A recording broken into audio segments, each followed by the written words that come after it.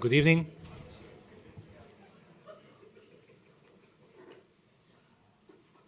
Once every year, the Aga Khan program hosts a public lecture that brings to the GSD a practicing architect from the Muslim world whose work speaks to the world of architecture at large.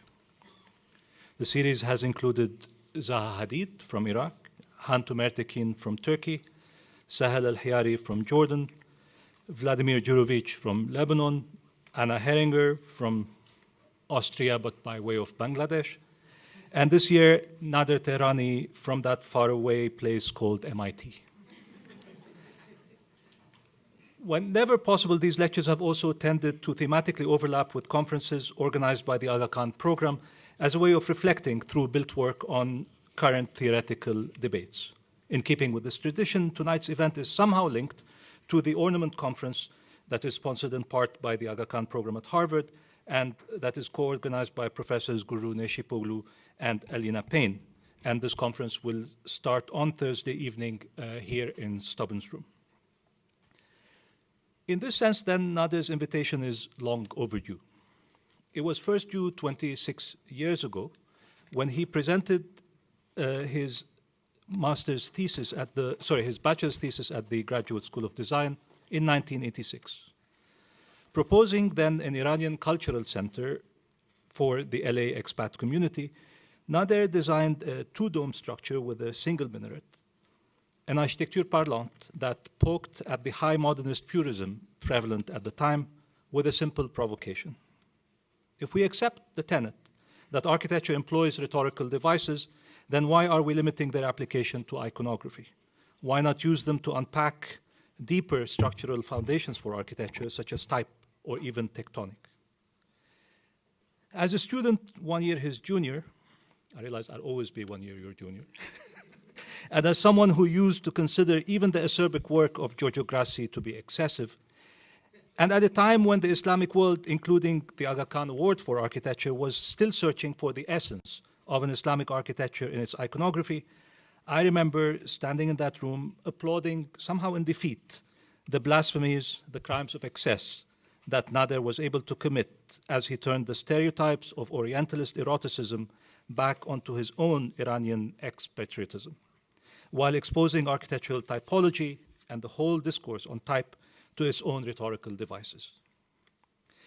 This may have been the last time that his work engaged Islamic architecture so directly, but the operations of rhetorical interrogation continued, especially through the work in Office Da and with such projects as the Tonjian Art Center, the Multi-Faith Chapel at Northeastern University, the McAllen Building, and a series of urban to interior projects in Boston and elsewhere.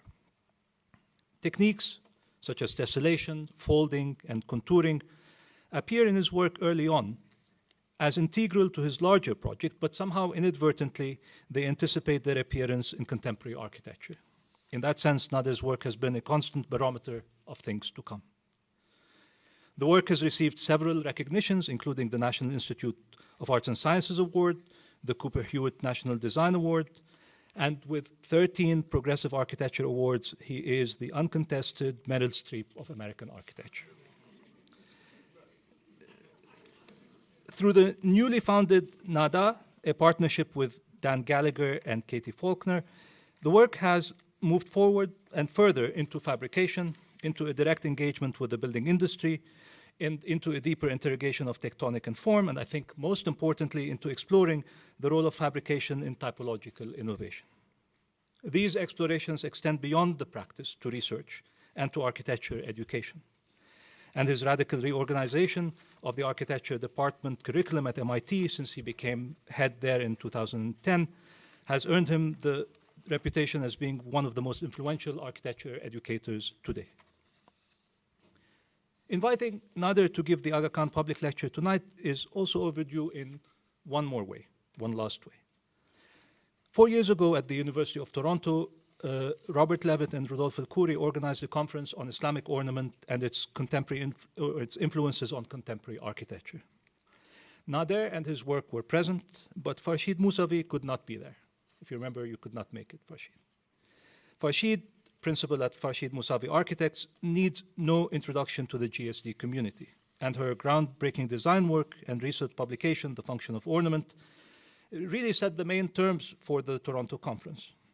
Back then, I remember in a conversation with Nader, we promised ourselves that the discussion was to be continued in Farshid's presence. And tonight, I am very glad that she has agreed to lead the discussion with Nader after the lecture.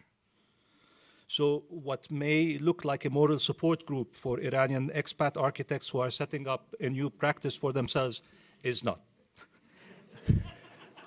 I am simply trying to fulfill an overdue promise and to have a public dialogue between two excellent minds, two excellent talents who happen to be from the Muslim world, from Iran, but who also happen to be indomitable interlocutors of the field at large.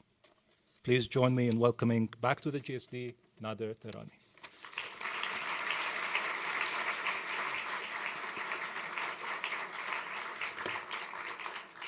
Thank you, Hashim, and thank you for the invitation. It's a great pleasure to be back, and the way that I will structure the talk essentially will be to establish a relationship between our work on ornament and eventually end up in structure, a terrain which maintains a problematic but provocative relationship together. I start with an image that I usually end with, and admittedly it's a little bit old, but it bears in it certain narratives that remain quite productive for discussion today. The temple poses a difficult question of correspondence between structure and ornament. It essentially sets up as a relationship the idea that the structure can become, I can't get the pointer to work, but essentially the structure bears, the bottom one, thank you. The idea that the structure has a presence on the reading of the building through the triglyphs. And for those of us from the Muslim world who are trying to figure out the signification of all of the elements of the classical system, this for me was a huge discovery. The next discovery, of course, was the notion that that very system of signification wraps around the corner, which ends up in a huge and radical problem. One, it either renders the ornament completely irrelevant because obviously the beams don't run in the perpendicular direction, or even more scandalously, we begin to posit the possibility that in fact, precisely because of the oblique symmetry that they achieve by rounding the corner, in fact, it's the structure that's completely irrelevant. This tension then between structure and ornament is at the root of my interest in many of the works that I will present. And some of these you've seen, so I'm going to go quite fast so that we can actually focus on the new work. The McAllen building, for instance, with its foreground, has this massive truss. The truss is an invention to mitigate the necessity for shear walls, which would either block the driving of cars underneath or the plentifulness of the windows above. It is what's called a staggered truss system, which enables you to forego shear walls, developed and invented by Le Mesurier, which was right here. It's a honeycomb system that essentially sets up spans of over 72 feet, meaning that you can set up lightweight structures in between and essentially change the flexibility of the units in any way that you can or want to, as long as the vertical elements of servicing, mechanical systems, and wiring are rationalized in between them. They kind of skewer them. Thinking about the economy over the last 5 years, when this building has seen light, the actual organization of the unit types has changed radically as they went from sales units to crisis units and now to rental units. The system then enables also, for the same price, a premium of 1.5 feet of ceiling space, which is very critical in the jargon and in the mentality of real estate. The vertical elements then are the chases, with the lightweight structural systems that keep changing over time, and of course with correspondent plans that have huge loft spaces, 2 bedrooms, 1 bedrooms, and studios that work in tandem, but also a range of other units that are scattered about the building, connecting to the street, to the garden, and to the sky. Now, in the context of the history of art and architecture, we've all learned how many hundreds of years it took to approximate the problem of realism. I'm thinking going from the Egyptians, let's say, to the Romans. But arguably, the figure is even much more sophisticated in the context of the bas-relief, the bas-relief, because the task in this instance is that you're trying to produce the illusion of depth where there is none.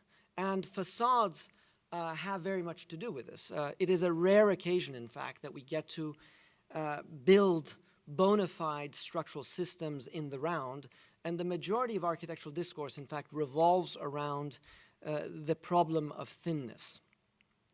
And let's not be fooled. Even those buildings that purport to be all about structure are all about a geometry that brings it back to the precisions and the delineations of a single point. That is all about the skin and has nothing to do with the structure. Even those buildings that purport to be about the exposure of structure really have to do with the multiple linguistic ways in which the structure can be exacted.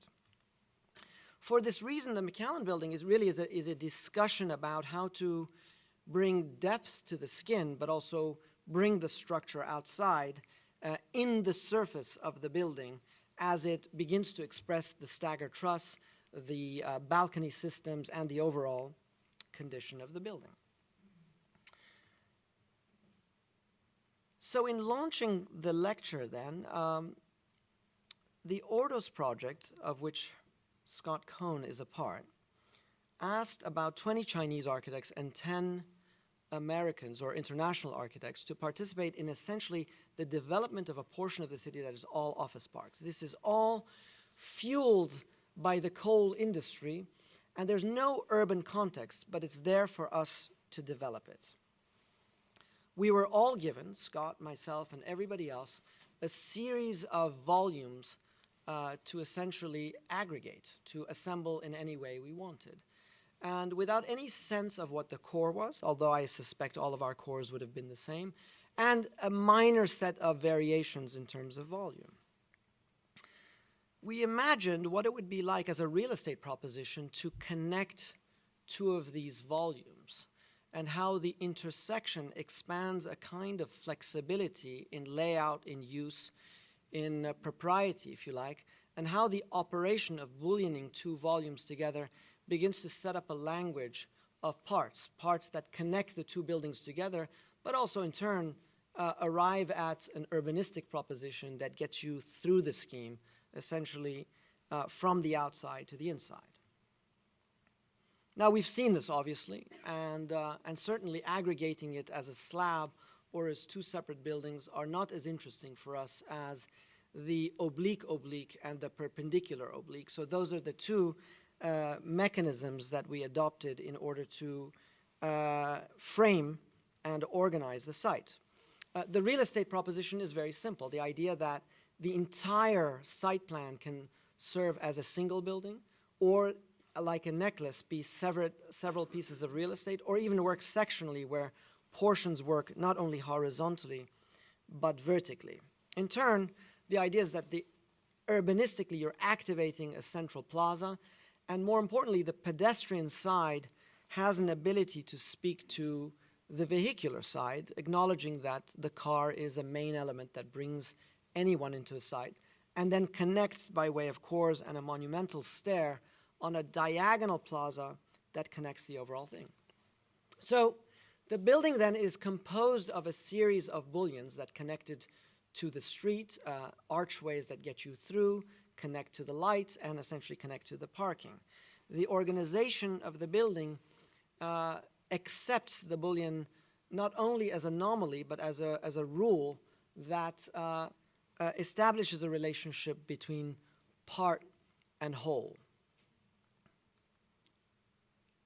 The skylights then also offer a middle scale, a scale whereby even the workspaces may guarantee the idea of a social space, a space of collaboration that connects to the outside but also alters the scale within the building, and essentially bringing it all together through a central space that promises some activity within a context that is essentially a barren desert today. So in looking at the pro forma, we eliminated one volume in the center precisely to connect all the volumes together, make the urban connections come through there, and essentially frame a space such that the basis of the building could then be altered from the conventional programming of the office building and have public rooms, retail, commercial, and other activities that open it out to the street. The skin then plays a critical role in the building also, because at the end it needs to be quite flexible. The idea is that perpendicular walls need to be able to flexibly die into that skin. But we wanted at all costs somehow to develop a system of construction that completes the circle of connecting the part to whole relationship. So the extractions that you see on the precast concrete units are then a way of developing a module of two types and rotating them 180 degrees to produce a tessellation on the figure of the building. The skylight then is further extracted from that. And as the buildings connect to each other, excavating the volumes of space, creating passages between, and finally extending the urban ground into the scheme. And this I see is really almost as elemental. It's not that even sophisticated, but it's the domain in which we're making this argument is such that so many losses of translation can happen between here and there. If we had made all of the facade flush, it would have been a different game. The idea of bullioning these things makes it such that we don't care if they align or don't. In fact, they should not. So it's also a strategy, a tactic against tolerances. Hashim referred to the Ornament conversation in Toronto, and this is one of the things I presented there, recognizing that from the period of the Seljuks to the Safavid and the Qajar, there are fundamental differences between the way in which structure and skin are organized, primarily because of questions of integration. In one instance where the expression of the building is wholly robustly internalized into the structure, in the other where that brick is beginning to divorce itself from the very structure, and finally where tile work essentially is a layer, a bona fide layer that is able to operate independently from the very edifice that it represents. In fact, you can even see the matrix, the grid in which the tile is organized, making them not really brick buildings, but tile buildings. The medium is of tile, not of brick. It's an old image also. I've used this argument one too many times, but essentially, Gehry was a significant figure for our generation in the way that he unleashed digital architecture, inadvertently, I believe, to us. But what is evident in his explorations is a bias for figuration without any concern to the configuration of elements that make them up. Here, the skin has nothing to do with the space behind it. It is indifferent to the syntax of the corner, the coping, and so forth. So a lot of our early practice really was generated around a critique of this notion. And the Zahedi house, Kamran Zahedi is here with us tonight, revolved around the idea of taking an existing house, recladding it, putting a second floor on it, and using materiality to establish a meaningful relationship between fabrication drawing and the production of space. Here, the unrolling of the skin, corrugated copper, enabled the connection of the living room to the garden by way of a new stair. The way, of course, as you all know, that a ruled surface works is that the line at the top is identical in length to the line at the bottom. And for that reason, it enables the construction of certain sheet materials to take on certain figural propositions. Of course, it is not fluid, nor is it a complete an extended surface. This is also subdivided into component parts, the result of aggregation. But the sum total of these operations set up the premises for an architectural investigation on the depth of that skin, where you want punched openings, where you want light, how you turn a corner, and a language emerges out of that. A similar discussion happened with Casa La Roca and the proposition of aggregation, whereby we transformed the serpentine wall of the University of Virginia to take on two other integrative roles. Beyond the optimization of structure, the idea that if you interpret the wall not through the brick, but rather through the mortar dimension as a variable dimension that is able to expand and contract, all of a sudden you're able to introduce light and air into the delicate space of the porch behind there.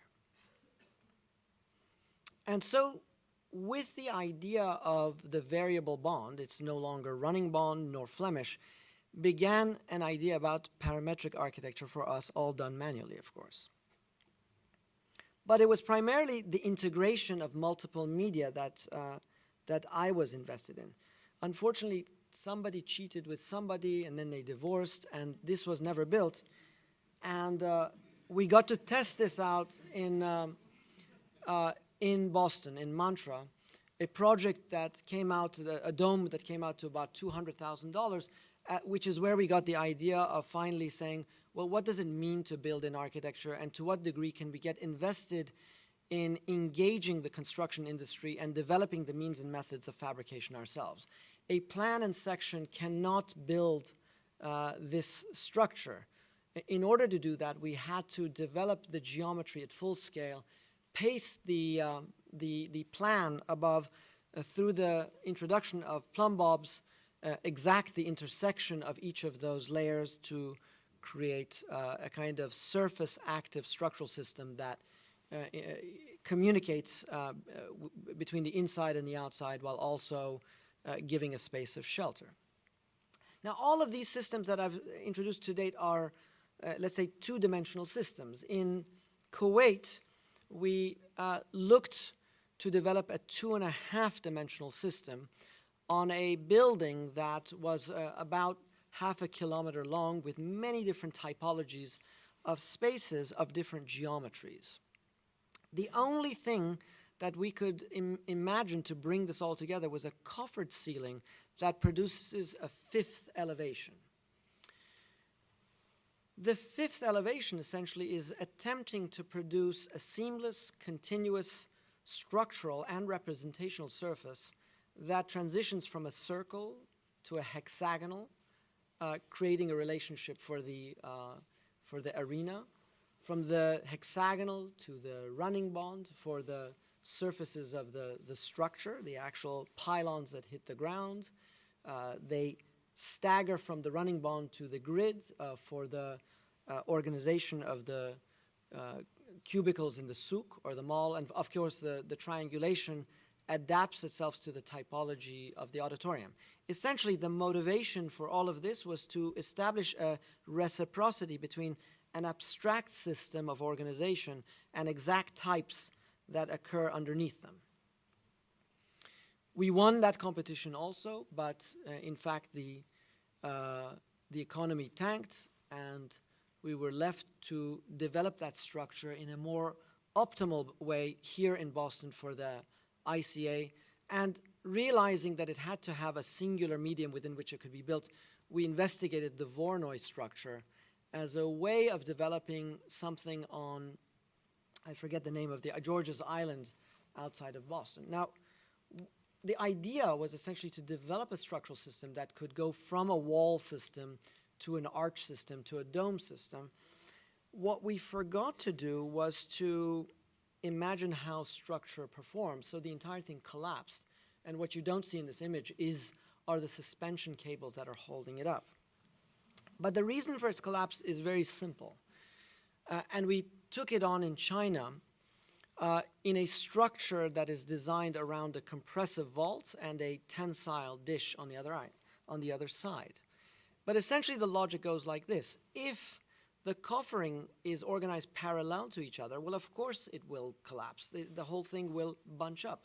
So extending the logic of the keystone down to this point is what essentially changes the performance of the system to withstand the kind of forces that it needs to take on. It was around the same time that we were shortlisted for the Issam Faris Institute.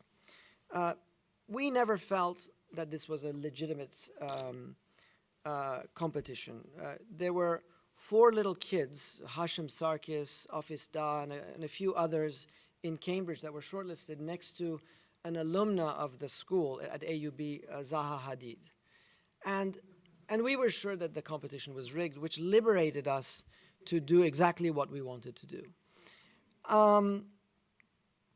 Actually, Hashim's project, I think, should have won. But effectively, we all stood on the same party, Hashim, Zaha, and ourselves.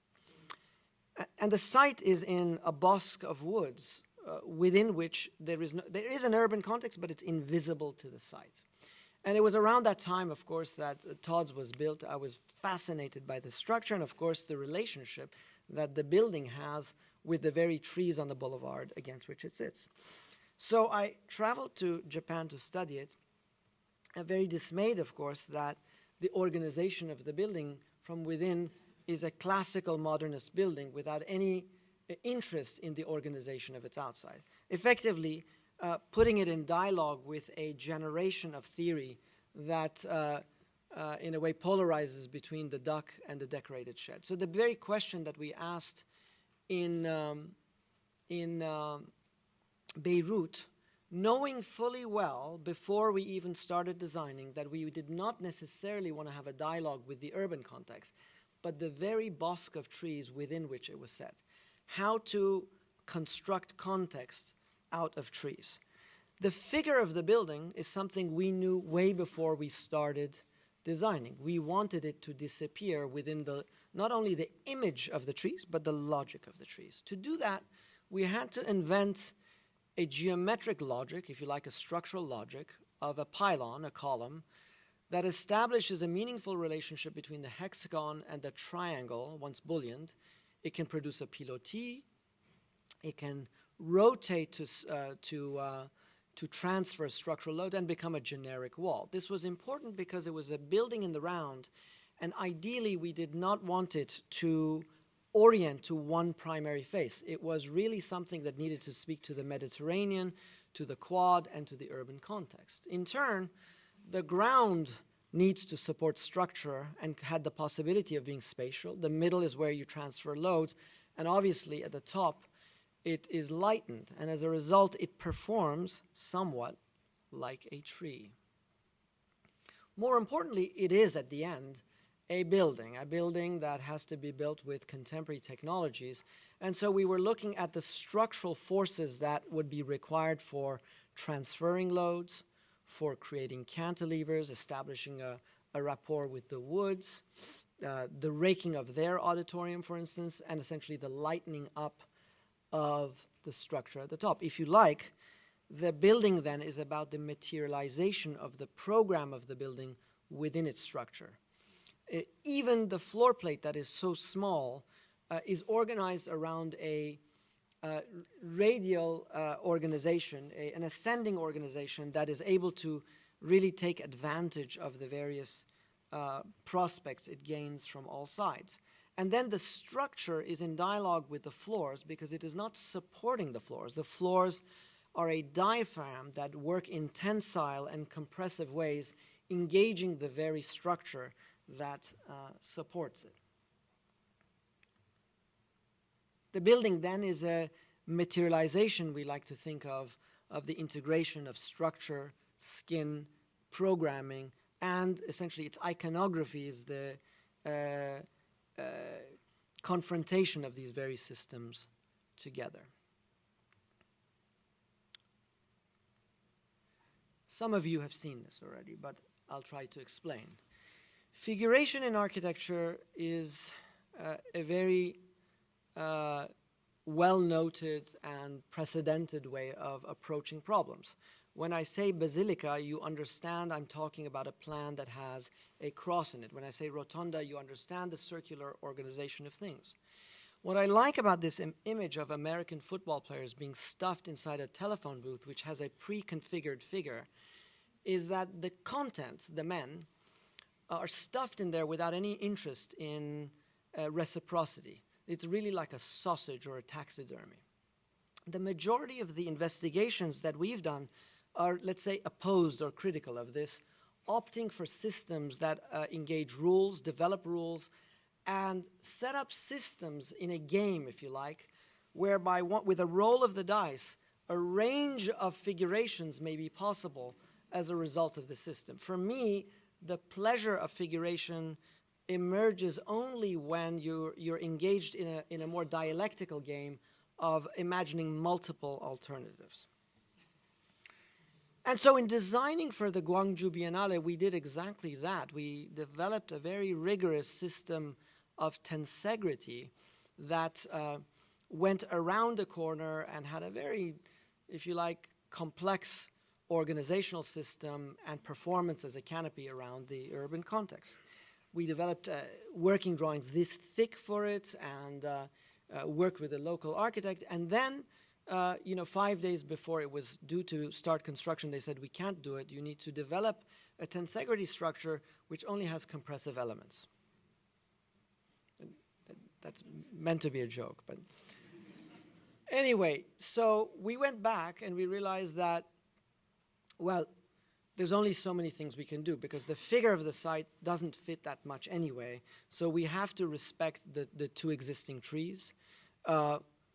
We can occupy the site as long as it doesn't breach the sidewalk too much. There are many infrastructural systems underground, so you can only hit the ground on one or two spots. And so we need to develop a structure that is essentially a cloud of compressive systems that work with the structural forces, because the compressive forces of columns work differently than the way that they would work in the capital. And as they distribute through the cloud, they can be much lighter. I was, at the time, working with a door hardware manufacturer on a doorknob system that I've been developing, and these are actually all door handles. What we developed for them was a formwork for the exercise, and then began almost empirically welding pieces of steel together to find the form and also find its structural reliance based on shaking the structure and adding more bars and welds as it went through the system. So essentially, though the structure here, though the image of this thing is scripted as it would be with a certain intent for structural performance, the actual fabrication of it has nothing to do with that. It really is a system that gives them a framework within which they can operate and then weld as they go along. It is the first biennale also that the structures are meant to stay, that these become part of the memory and the presence of the urban context to come. So obviously, in this discussion between figuration and configuration, there's a tension between form and content, if you like. These two bowls, or the nests, are identical. Let's say the bowl is made of aggregates. It is fine elements that are brought together but are erased as they become polished or cast or sand down, whereas the nest is an expression of the very elements that fabricates the same form. So we are constantly, if you like, oscillating between the tensions of these two systems. In turn, many of our buildings are, in a way, a struggle, if you like, between systems and then systems of signification. The snake that swallows this egg is able to do such a thing through the very fiber and organization of its skin, almost as shingled systems are able to expand and contract around the very buildings that we design. But this shrink-wrapping process has been very much part of the development of a certain kind of work that we've undergone. In the New England house, essentially, the expression of the entire house is the materialization of the very elements that program it. The fireplace, the staircase, the sink, the shower, and the toilet. All of these are exacted around the program. There's not an inch of fat, and everything else is liposuctioned out of there in a construction system that underlines the nature of contemporary construction as veneers. The sheets of copper, plywood, gypboard, tracking the promenade going up the building essentially to the views of the north, and also revealing, if you like, the nature of the stair which is a kind of delamination of the very organization of the building. Now, we go through great lengths to develop systems and refuse to add accessories to it. So in this case, even the garage below has door handles which are, in a way, a bending, delamination of the board and batten system of a rural architecture. But what makes this more important, though, are recognizing the moments in which one is allowed to break the rules. In other words, the laceration of the stair ramp sequence that takes you up is the very element that is significant in the building. It is a breaking of the rule, but it's also a kind of elusive figure, an elusive symbol that is embedded within the house. And this idea of the elusive symbol is made very clear in The Little Prince in establishing, underlining, illustrating the arbitrary relationship between the signifier and the signified, operating as a dual system where that and that are two things at once, a hat in one figure and the elephant swallowed by the snake in the other. And we work with these intensively. We're working with fabrication systems, but we're working with representational systems all at the same time. At MIT, in collaboration with Gediminas Urbonas, we wanted to develop a screen, a projection screen on the river, where certain research of the history of MIT would be displayed for the 150-year celebration. It needed to be a lightweight structure, a kind of air structure, and that began to give form to it. It needed to read against the skyline of Boston, which established a silhouette for the project. It needed to offer an arcade where people could walk through it and engage it at the ground level. It needed essentially to act as a strong symbol for MIT, essentially being MIT itself. And working with the tectonics of air, that somehow the expression of the thing is about inflation.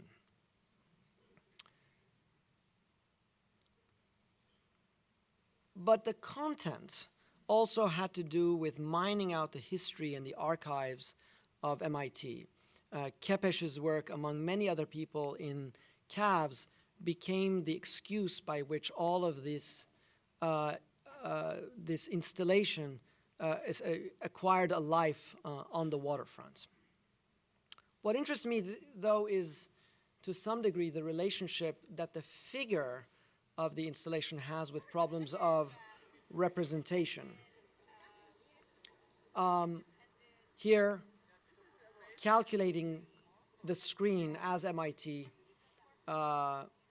compressing it and re-expanding it. This is the moment where I thought was most interesting, where the content and the figure of the project come together.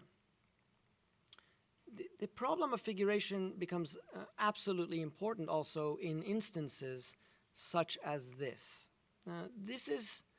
These are all major institutions in Korea. This is Ben van Berkel and many other famous architects doing model home galleries. Model home galleries essentially are sample apartments that they're building for a particular apartment building.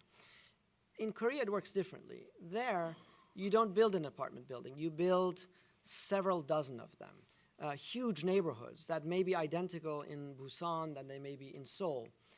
And for each of these, you may build one of these that essentially is a black box above, and in a payback, in a deal with the municipality, they will build a public base that has auditoria, galleries, restaurants, and so forth, giving something back to the community for being able to sell the various units of housing above. So each of them takes on an iconic and spectacular role within the city, almost as if they were museums.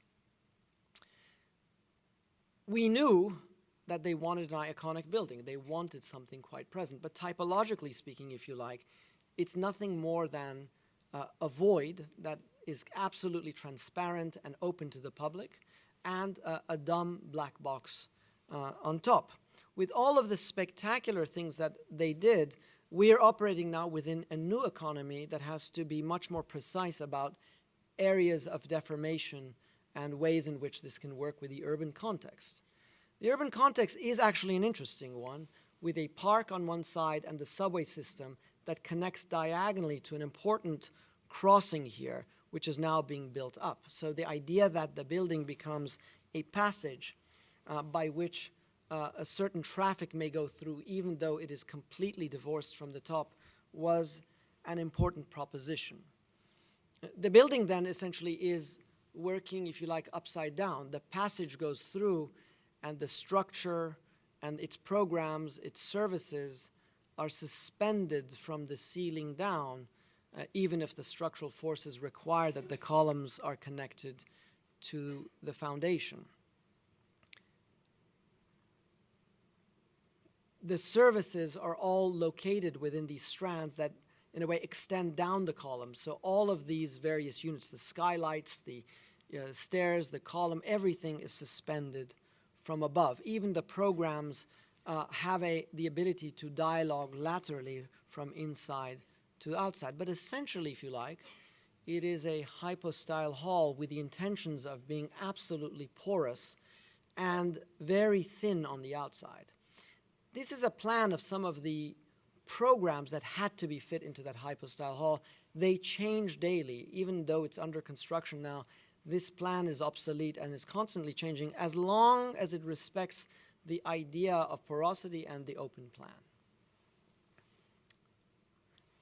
The structure then is divorced from the very skin, which is also structural, but is designed as T's in order to be very porous. So the nature of that skin and the ability of it to bring the floor of the landscape from the inside to the outside and extend the logic into the landscape is absolutely important. But then the building is really divided into two elements, a base and a top, a vertical organization and a horizontal, and essentially trying to radicalize the spatial and tectonic experience of this building with very limited means. The T sections then are an element that structure the structure, the mullioning systems, but also have the ability to engage fritting systems that are differentiated between, the north, the west, the east, and the south. And of course, the base has the ability to flex to the urban conditions around it, generating, if you like, a site-specific way of engaging the park, the crossing, and so forth. The building on top is dumb. It's a domino frame, truncated identically to Ordos, but then skinned, shrink-wrapped, if you like, and concealed by a horizontal louver system that enables you to build it absolutely badly, and then put all of your efforts in the base where the glazing is located. The building then is at once a materialization of, the office side of the program, which is two-story, those areas which can compress and be one-story, and essentially a materialization, if you like, an index of the program that occupies it. But in doing so, it sets up two systems of representation. One, a base that has a relationship with the landscape beyond, but also a figure above that reads as a foil to the orthogonally organized buildings in the context. The problem with China and Korea, I love them very much, I love Korea much more,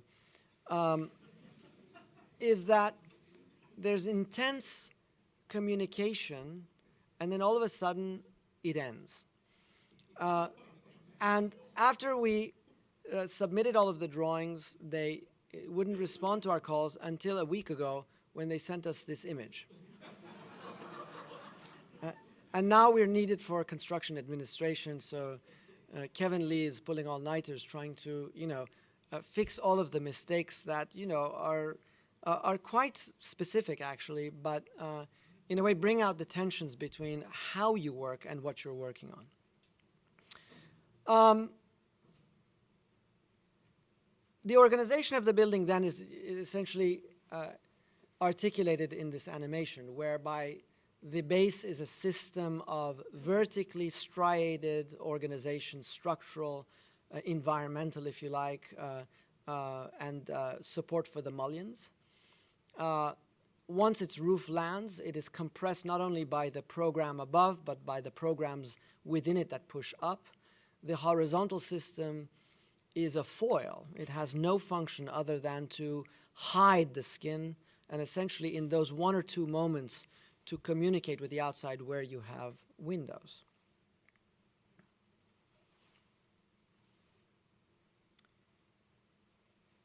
This project then is, I think, more an argument where I can build a more bona fide and robust argument about architecture.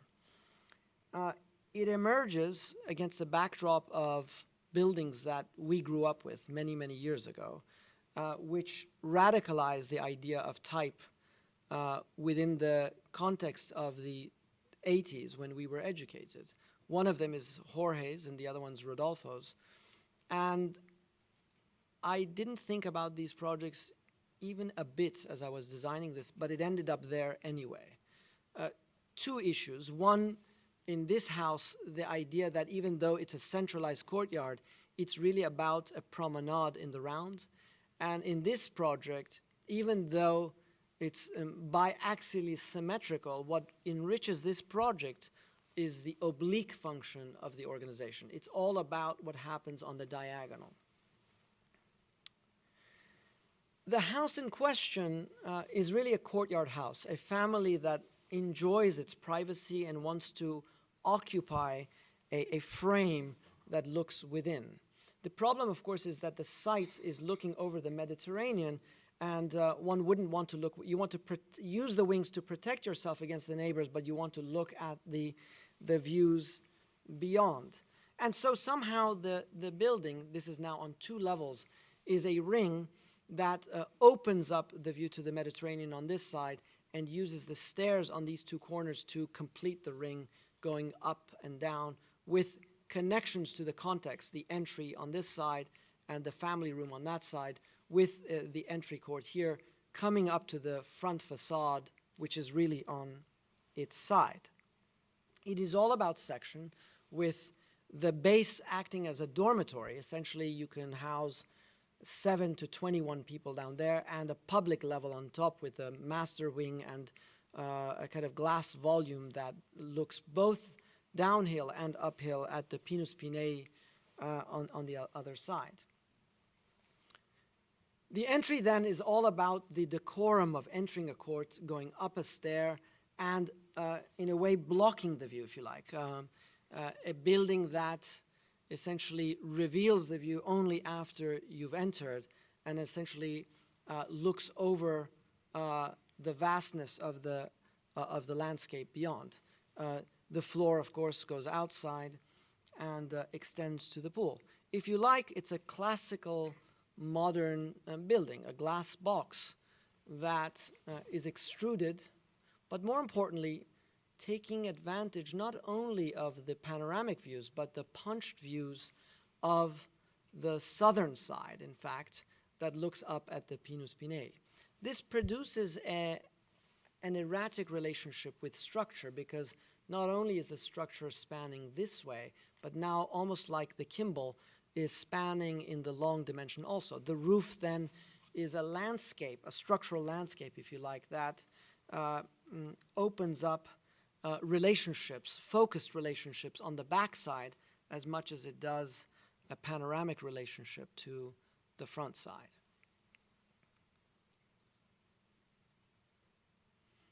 So the courtyard building distorts in relationship to the figure of the landscape, the punched openings on the south, the panoramic to the east or the north. The building shifts in relationship to the topography of the site. It produces a landscape in the foreground, but vaults the landscape of the structure on the uphill side. And then the result of all of this is essentially, through that slip, a torquing of the structure that creates the second gate, if you like, a landscape that spills out from inside into the outside, with the swimming pool occupying that zone right there.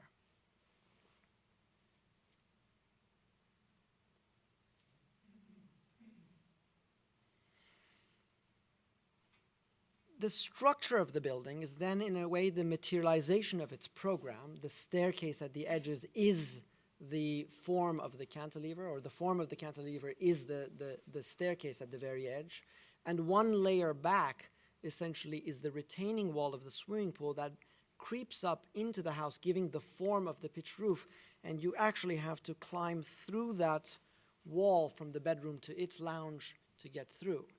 The landscape extends then up and through the building to produce an absolutely porous and open interior, protected from the neighbors, which are actually right there on either side of the building, and essentially develops this spatial trope in terms of how the house works. The retaining wall is really a central figure in organizing the house. It is a retaining wall that goes under the pool, against the pool, putting all of the services, the bathrooms and the showers, and then extends up beyond into the master wing, connecting the bedroom to its lounge. You climb through there if you like.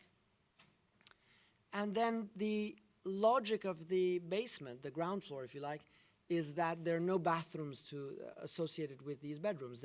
You get to use any one of these based on how many people are there at any given time.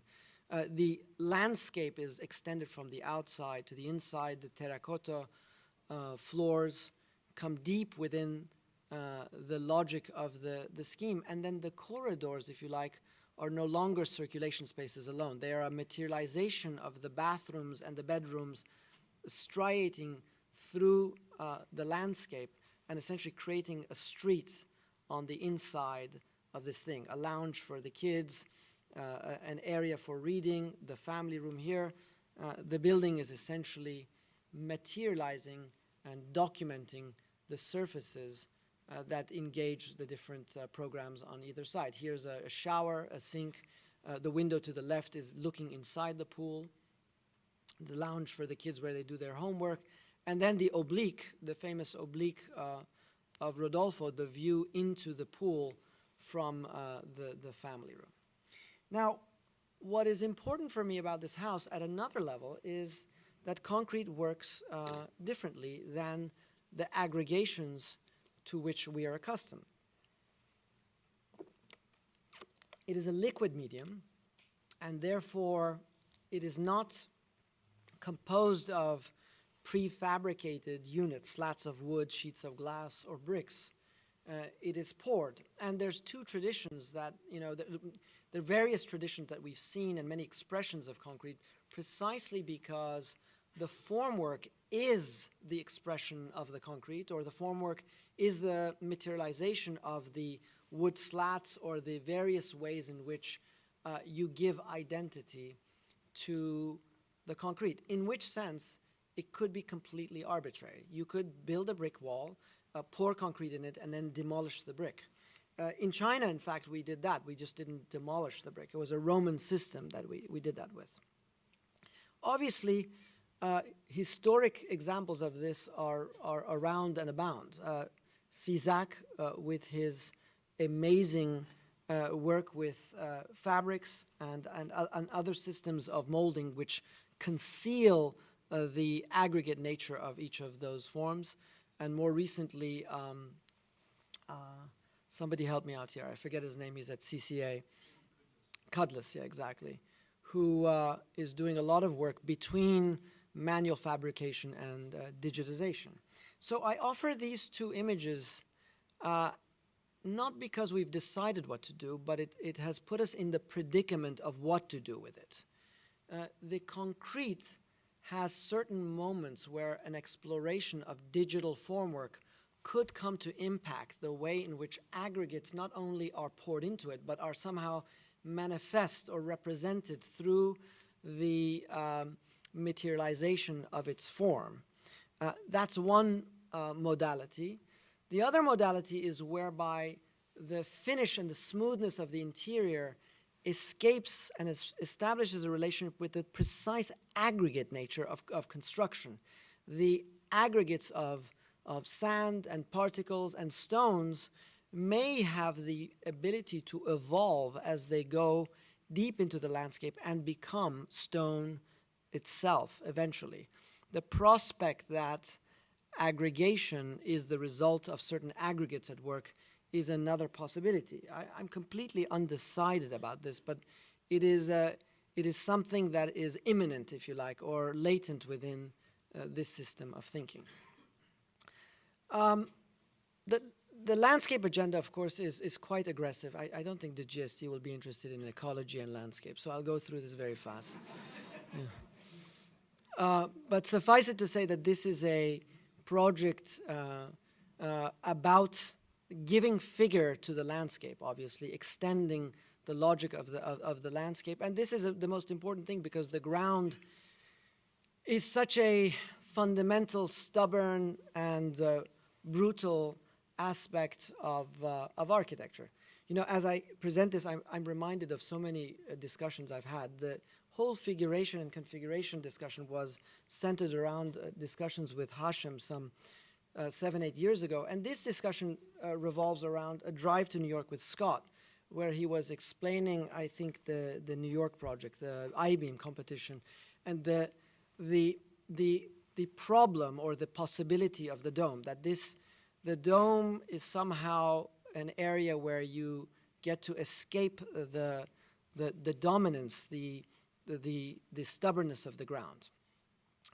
It's a domain in which light and structure and a different relationship to iconography become manifest. But let's not forget, we're not talking about a dome here.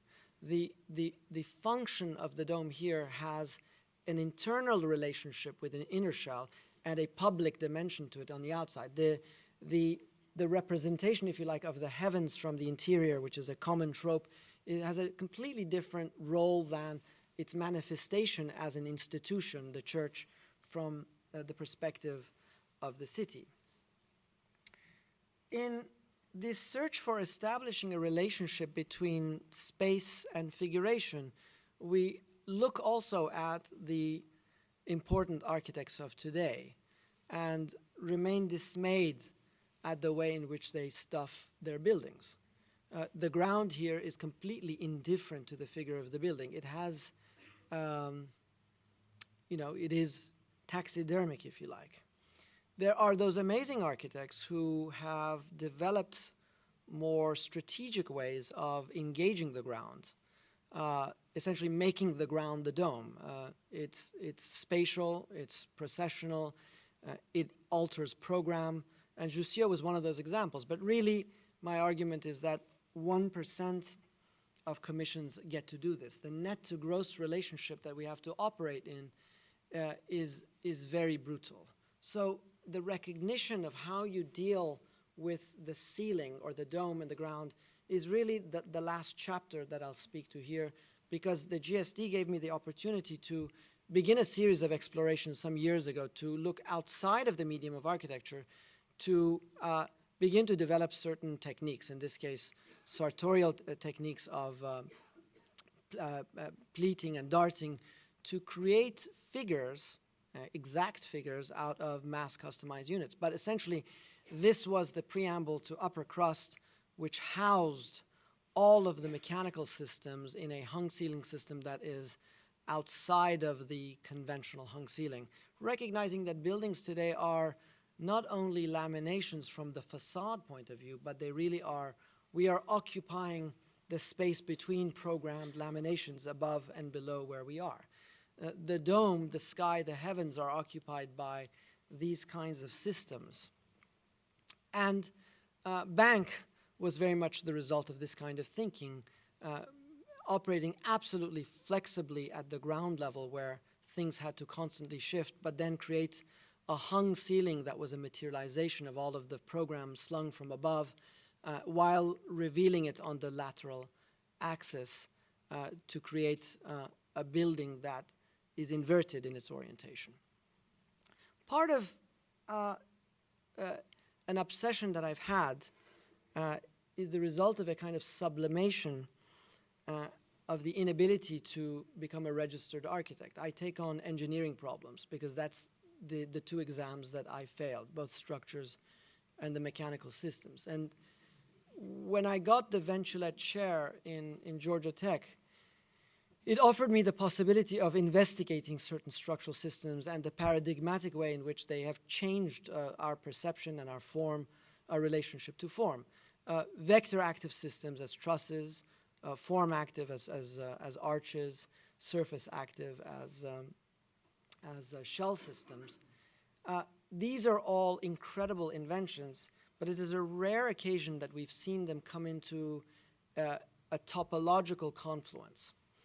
We're very comfortable in understanding in science the way in which water becomes snow or ice or steam, but we have not yet developed modules of fabrication that parametrically can go from a box beam to a surface active beam to a truss. Essentially, operating on the X, Y, and Z axis, all of these four elements are identical. And they give you the opportunity to build a stacked masonry system, a laterally braced wall, a truss, and a cantilever. And really, all out of the same system that navigates the loggia of the Georgia Tech existing building, the School of Architecture, which really became the basis for the commission of the Hinman School of Architecture.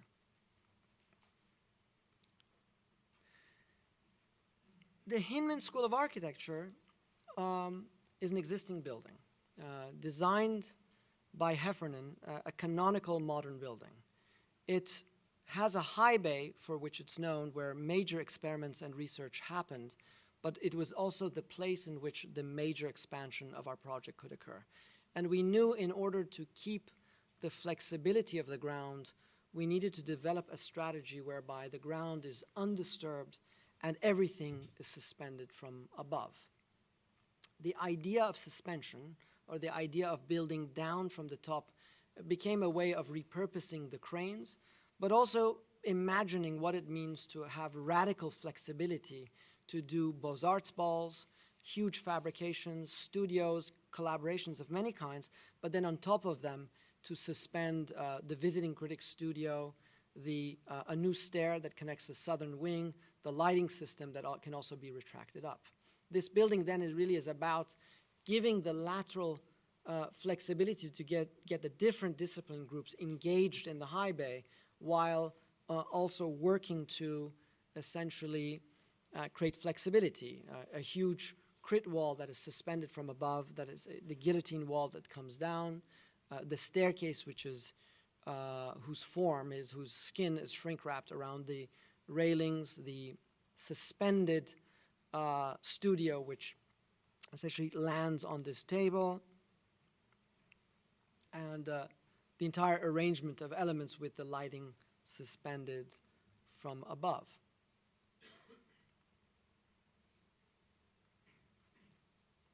It is interesting also that the building was a research building. We were able to restore the outside in collaboration with Lordeck and Sargent, and merely finish the wreaths slightly differently than the arch to also acknowledge its change of program.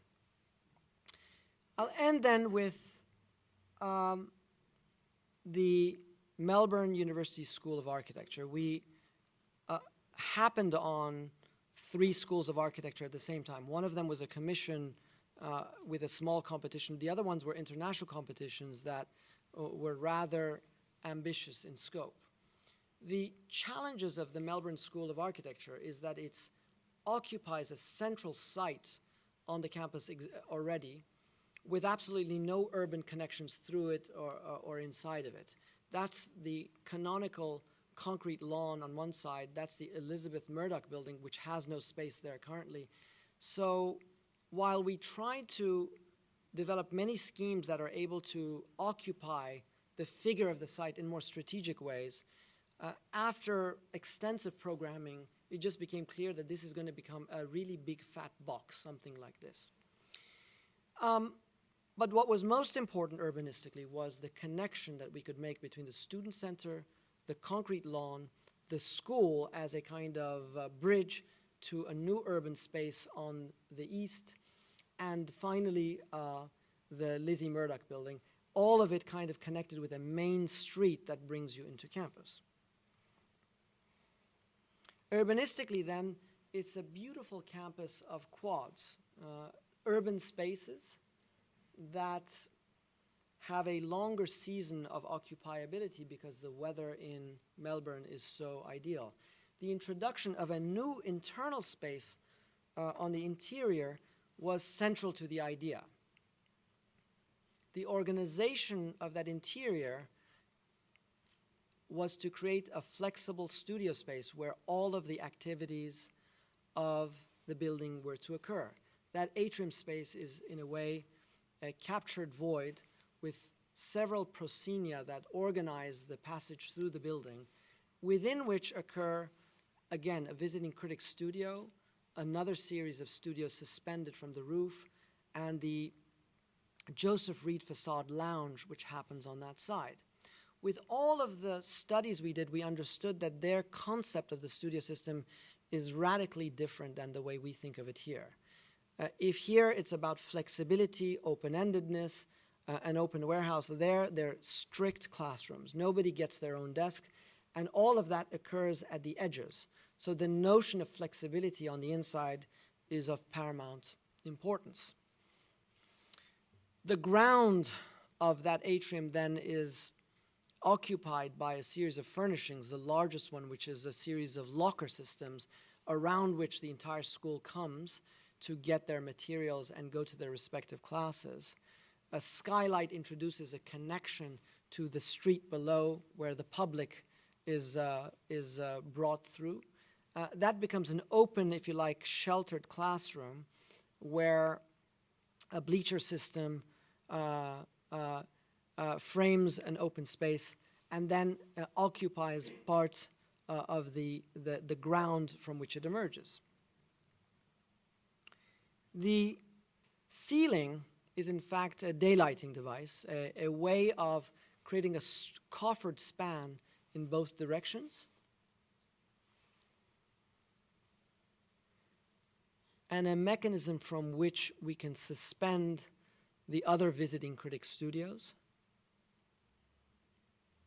with the structural forces in a way becoming manifest, if you like, in the expression of the skin, going from a deep coffered system on the upside to a skin system, a veneer system on the bottom side.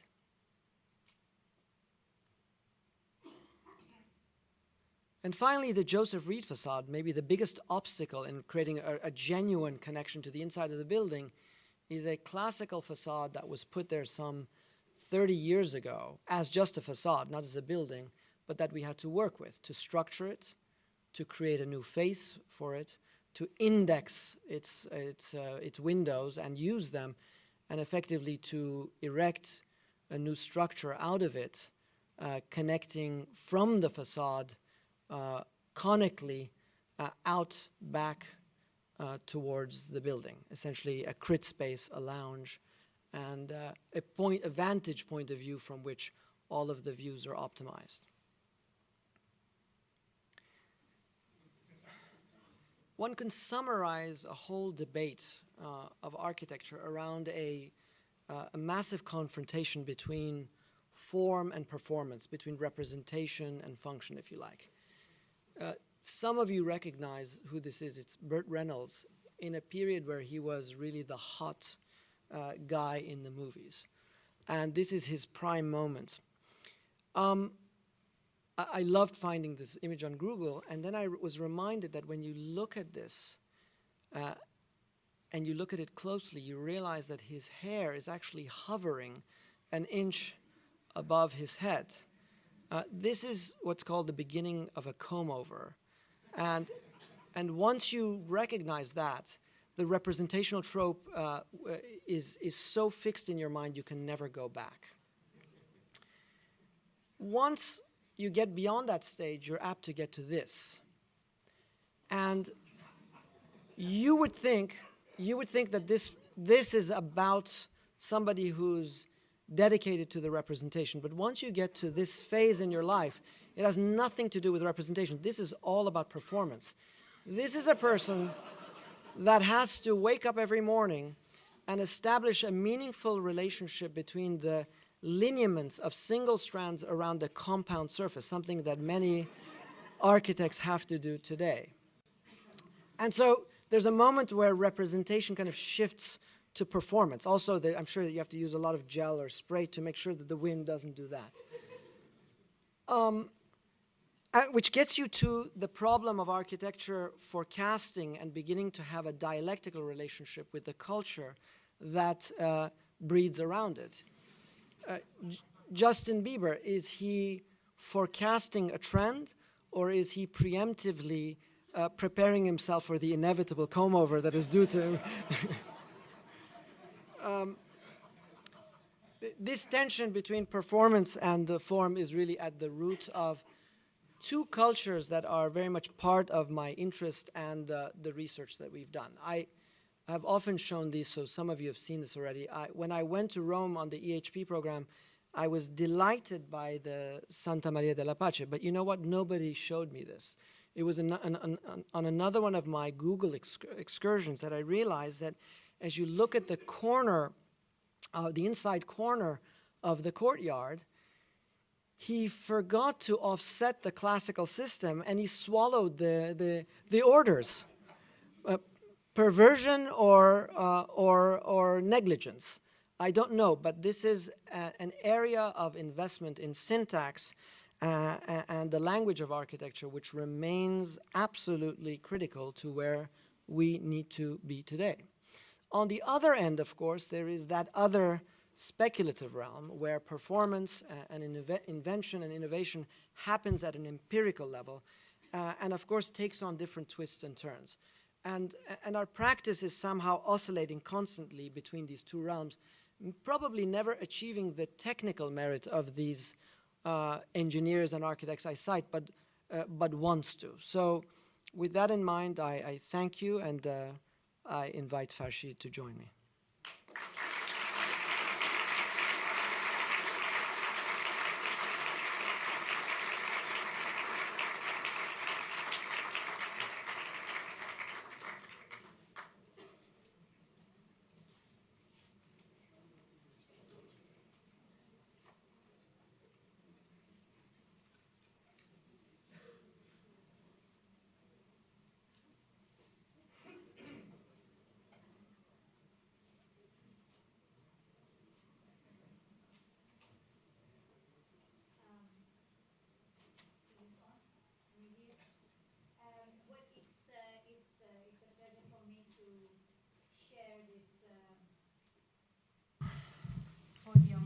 Nader.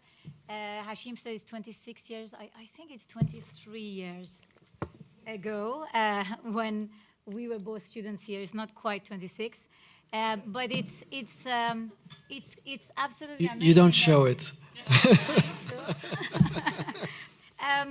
It's amazing that in a way we go around and we're on this circuits of talks and symposiums, etc. And it's the first ever time that Nader and I have, in fact, been in any kind of public discussion. So it's a wonderful opportunity. I try to do a bit of homework to think about what questions I will ask Nader. And I told him before he started talking that I'm going to ask a few questions really to lead him on to the discussion of Ornament. Clearly, I think we share a lot, and I have a lot of respect for what you do. I would probably talk about it entirely differently, which I think is my own, let's say, reassurance that I really believe that language is no longer the device through which architecture performs, because the two of us will probably agree on all the kind of architectural decisions, but not necessarily what we say about it or how we think it performs. Now, my first, in a way, question is on the use of constraints.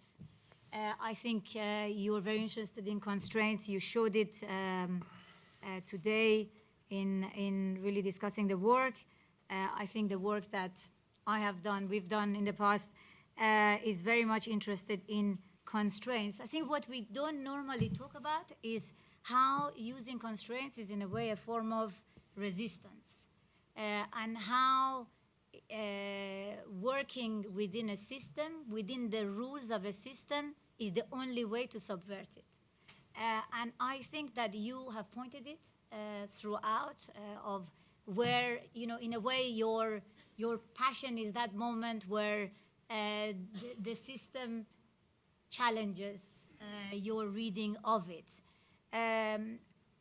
Now, what for me is a little bit curious, though, is why one would go on to use an animation and a more, say, transparent, making the project transparent and making it as if it's a linear set of decisions that for me, the use of animation to show the work is a little bit, it constrains perhaps the multi-valent aspects of the work.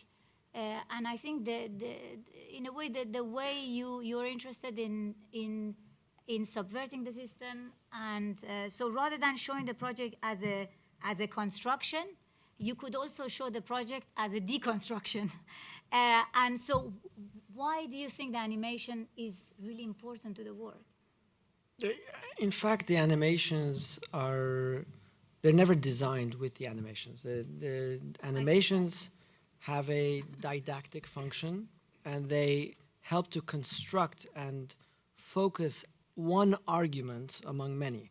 And that's why I'm trying to be careful about talking about the edifice of architecture as being located in problems of aggregation and extraction. I mean, and that's what they're there to do. They're also a way to synthesize what is otherwise sometimes very complex systems that don't take the simplification of that sort. So one has to simply acknowledge the contrivance of those animations as a way to communicate one aspect of these projects. If they tend to reduce it, that's obviously with a flaw, but in a way that's why I speak to the Mediterranean house with some other set of ambitions, because a lot of the other projects that become, over which you have very little control, construction control, integration control, spatial control, if you like, their skin, some of them, our ambitions are big, but they're always compressed within a very thin space. But I think, in the McAllen building, somewhere between the McAllen building and the project of the Hinman and the house in Saint-Tropez, there really are attempts to deal with architecture as a spatial, environmental, fabricational, and compositional problem, with all of the difficulties of conceptualizing what and how you do with them. And in part, I showed the two, the animations of the Saint-Tropez house with the rocks and the other thing to show that we're anywhere, but we're not close to where we want to be on the expression of the building. It probably could be. I didn't mean by, in a way, the multi-layers being reduced in animation, but not including all the parameters. But for someone who is interested in the kind of the semantic side, I think these animations only show the kind of the determination of construction. They don't actually help to show how it performs semantically. What makes you think I'm interested in semantics?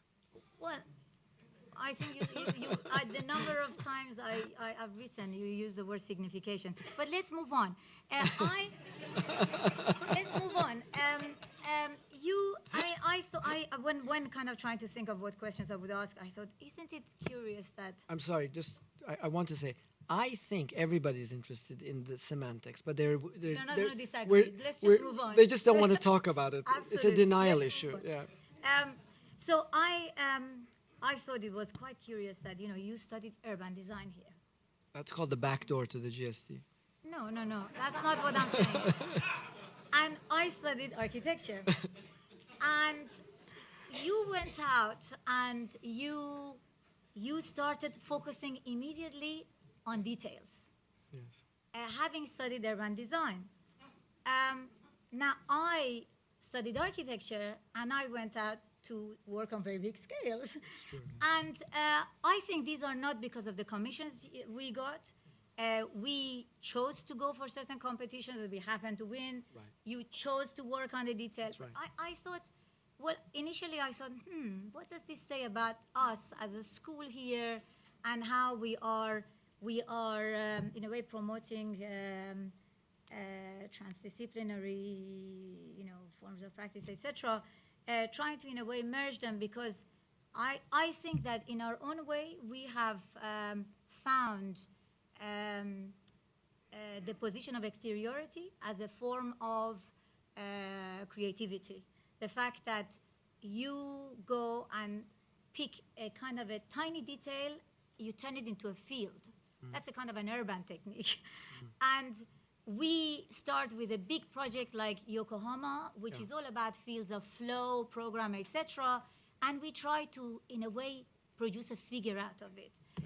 So in a way, approach the urban through architecture, approach the architecture through the urban. And I thought that this was interesting and in a way, in itself, is a form of resistance. It's kind of subverting what a detail is, or subverting what a big building is. Say Yokohama could have been designed with 1 million details. We chose to give it 3. So I think that these are so I want to keep going on with this issue of resistance to the system, subverting the system. I went to your website, and and one of the things that you say quite big is that, and kind of is one of the statements, is that you want to, correct me if I'm getting the exact words wrong, but you said something like, we want to challenge the industry. The building industry, yes. Building industry. Well, this is what modernism said. So what's the project there? Why would you want to do that? No. What is the project there? How would you situate it, contextualize it in modernism relationship to the building industry, working with, for example, prototypes? I mean, your types are tiny; theirs were probably larger. So, how would you think that relationship is being either embraced or challenged? I mean, first of all, let's remember that project started 20 years ago. So at that moment, when you and I started practice, still the dominant, if you like, avant-garde or academic practices were kind of unraveling the results of postmodernism in the sense of mining typology, history, and the relationship to culture on the one hand, deconstruction, which was looking outside of architecture at a kind of critical context to begin to challenge architecture and its elements, although its materialization was somehow always through known types that went like that. And, but nobody was looking at the discipline of construction as the engine of research. So sitting in the trays of the GST, we were constantly jealous of Switzerland, of Japan, and of Spain, recognizing that they have either a tradition or a dialogue with both a culture, a society, and a society of builders that is either more integrated or has this ample space in which to transform architectural culture, something we had not seen in the States. A culture that is ostensibly calcified with building standards, codes, and products that essentially determine architecture. What does it mean to invest in research that changes the DNA of architecture is what we were interested in. So yes, we were looking at Herzog and de Boon, we were looking at Moneos, and we were looking at all of these people who somehow were able to do interesting things elsewhere. Now, in that moment, two other things happened. One, with the advent of computation, with Columbia looking at visualization, we started looking at digital fabrication as a way of unleashing other potentials that modernism could not supply. Mass customization, flexibility, and a range of other things that technologically could not have been possible. So our MoMA installation in great part was happening in response to that. But concurrent with that, and culturally now it's manifest in more palpable ways, was this shift that the center of the economy and knowledge was no longer America, North America, and Europe.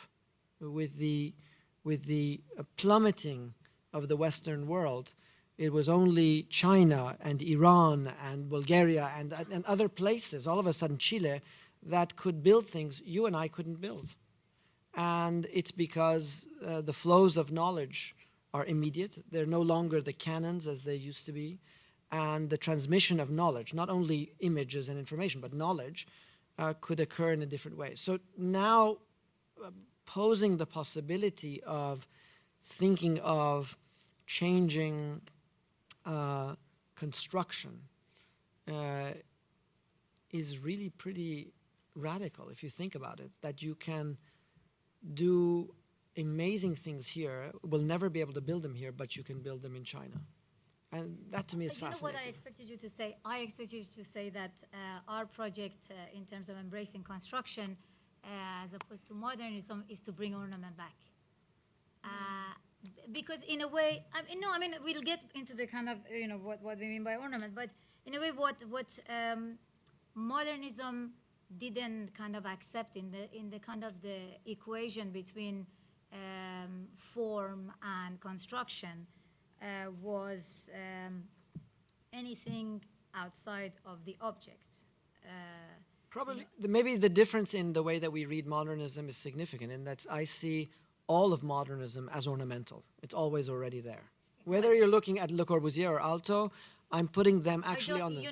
But the ornament book is all about 20th century envelopes, so we don't disagree on that. But yeah. I'm trying to, in a way, to see that, to get away from just using industry as the kind of the excuse of the work, but to use industry as a means, of course, yeah. To another destination. I mean, I guess... No, but that's one of the reasons I present with the layers. So let's go back to semantics. I mean, obviously there are investments in iconography and relationship with culture. Obviously, there are investments in the passive performance of the building and the active functioning of the mechanical system. I just don't think they're interesting. I think that it's the coalescence and the space between all of these disciplines that makes for interesting architecture. So once the architecture is reduced to a signifier, it's not interesting. If you talk about it in ecological terms, it's not interesting. If you talk about it as type, as confirming the cultural values of a society, again, not interesting. It's in that moment where multiple systems of thinking come into a kind of brutal head-on collision where interesting frictions emerge. Yeah. I mean, I think we really, we have no disagreement on the Let's production disagree on of the something, work. at least for theater. But, but I think in a way, I'm trying to kind of get to the discussion of really ornament and where, why, why, for example, one would discuss it at this point in time and how would it become productive. As I said earlier, I think the very fact that we can talk about it in so many different ways shows the perhaps either the robustness of language or its inadequacy. When I started to look at ornament for whatever reason, I thought that it was the discussion of ornament was an interesting way to relate the relationship of architecture and culture, and looking back at in a way when ornament was last discussed, it was, as we know, a kind of an added element, and of course modernism completely refuted it precisely because it had a disrespect or kind of it was troubled by superficial styling that emerged out of this idea of adding ornament. And if we look today at this issue of how architecture relates to the public or how it relates to culture, how architecture can engage with construction of, say, subjectivity, I think that ornament does play a role there, but I guess my own understanding of it is that in the kind of plural public that architecture has to engage with, this relationship between architecture and culture has to be unmediated. And therefore, if ornament was to play a role in here, architecture has to be the ornament, rather than thinking of architecture adding, an ornament added to it, which I think your work is very much that. I don't think it's about adding ornament. You're generating, but then, then the discussion needs to go further, and I guess through, for example, the 2 pages of the ornament book and the form book, I've been interested in exposing the process through which architecture becomes, say, ornament, and what maybe using a kind of a Deleuzean parallel, Deleuze and Guattari talk about double articulation and of strata, for example, and how they become coded, etc. And the first articulation is how substances are given form, and the second one is when they become coded, when there are slippages. Going back to the discussion of subversion or resistance, there are slippages, there are hierarchies introduced through this form gets coded, and there is, at this point, the architect comes with quite a lot of, if you like, subjective decisions that are not just about the system. It's not just about the parts making the whole, but it's actually those moments where the architect, like you showed, you start twisting the system and getting it to perform in specific ways at the kind of scale of the whole, which has nothing to do with simply the addition of the parts. And I think that this is in a way, in my opinion, where the potential in systems are, and the potential in ornament is not to really insist on some kind of construction determinism, which I think the animations are in fear of diverting the work towards, but rather in unleashing multiple kinds of codes or readings in a way, architecture being a means to produce affects, which I think obviously you didn't mention, but I think in the business of, maybe I should let you talk before going on more.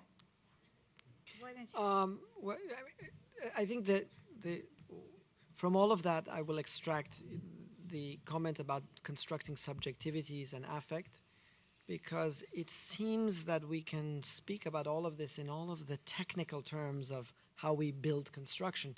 But at the end, everything that we did at the Hinman was to produce levity, the idea of suspension. And that is an experiential, we can call it affect, we can call it experience, we can call it effect. And I'm more sloppy. Yes, I know.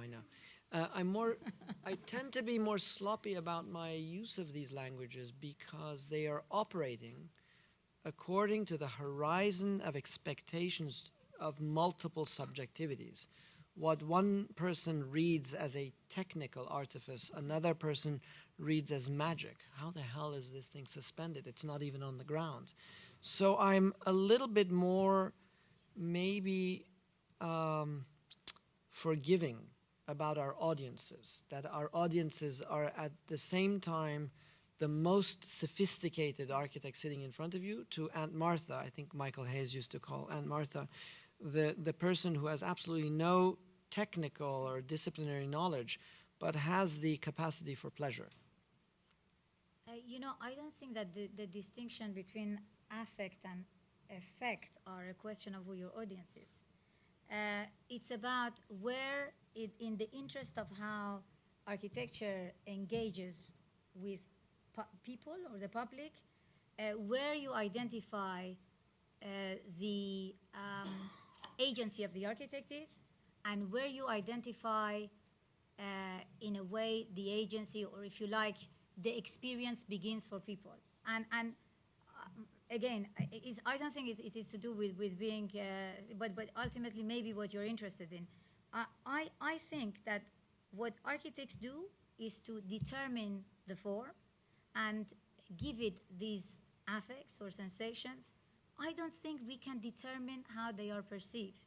And meanings and, if you like, the perception of those forms are ultimately down to the individuals who perceive them.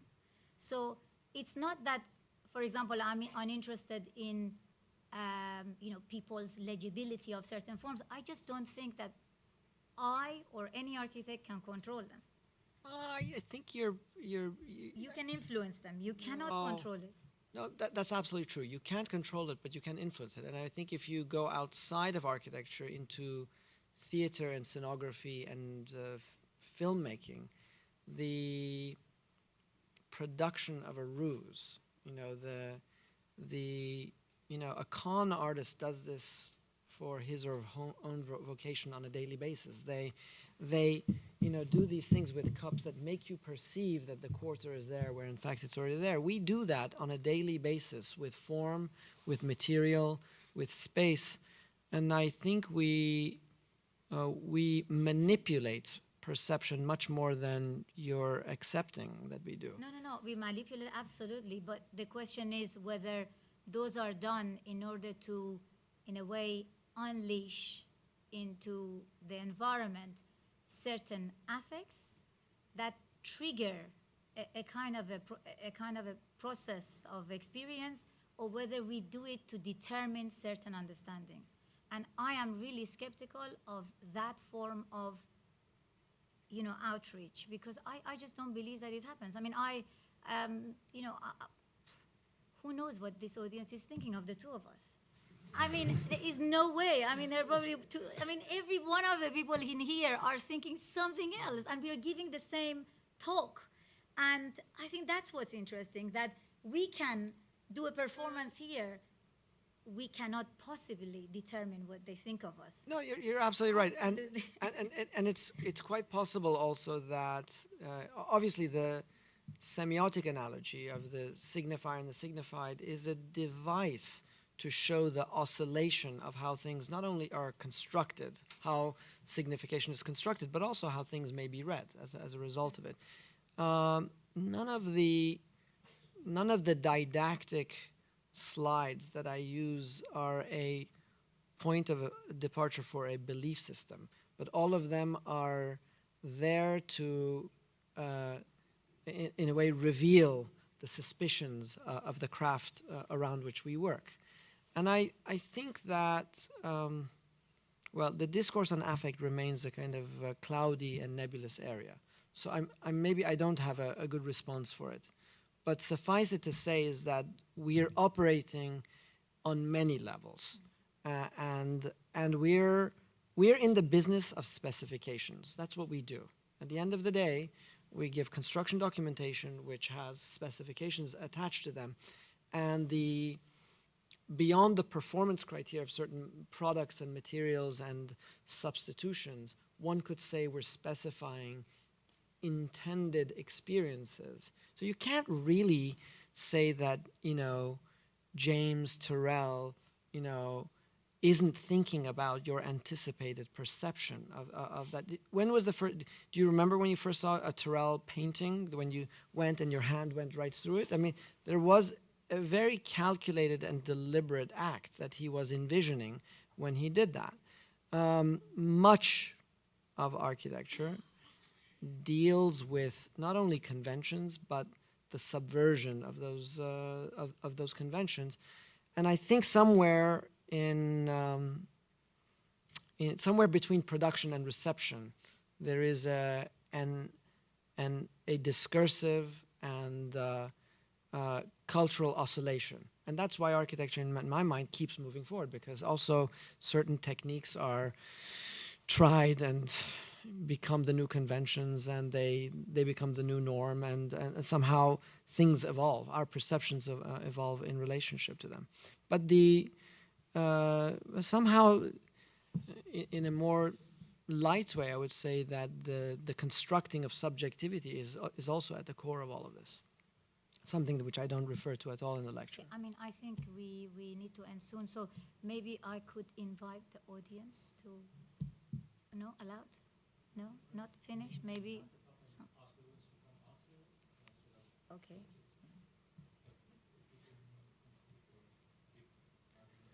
Well, I mean, I think that, the strongest part of your work has always been and will continue, unless you kind of, change path, to be actually on the affective side of architecture. I just before we end, I want you to put that word affect aside altogether. You're not allowed to use that. And I want you to characterize in your mind what the differences are between the Hinman Building suspended strands of structure, which are really structure, and the Saint-Tropez house, which is really about the structural system that enables and unleashes a whole bunch of other things. In comparison to and in the context of, let's say, some of the other projects which are much more deliberate in the expression of the unit in relationship to the field. These operate in very different, one person may misperceive them to be very different types of projects, but I've actually put them in the same project. I want to know if you see these as disparate projects or the same project. I will need to know the projects more, but I really think, you just forbid me, but no, I'm very serious about it. I think that it's interesting for us architects to dig a little bit more into this space between, the form and people, to draw some line between where we stop and where the construction subjectivity begins, and work on it. I think that, and work on when, for example, you use or you kind of generate the affect of heaviness, and how that operates in a certain, in certain context, as opposed to, for example, lightness. And I think if we can exercise, in a way, kind of this practice, this observation between certain affects and how more or less certain experiences are kind of formed, we may actually find a certain discipline in it. You know? Maybe I can answer this in a different way. If we cannot control people's perception and engagement with architecture, which is pretty credible, your argument, I don't think we should care about people. I think architecture is about architecture. It has always been about architecture and remains a very focused discipline on its own. Well, I think that... And then release it to the world and whatever. I could have said that by the way you present... No, I could have said that by the way you presented the work. Yeah. Because it was like almost bordering structural rationalism. No, structural irrationalism. You know, those are obviously the points which I am kind of in a way more interested in. So I think, what was your question? I said screw people. Why are we talking about people? Yes, you know, my recent lectures are full of people. And you didn't show any people. I don't care about people. I want my clients to be happy in a way. I want society to be happy, but this is not what the focus of the evolution of architectural disciplines. I'm willing to go out and say that. I mean, This note.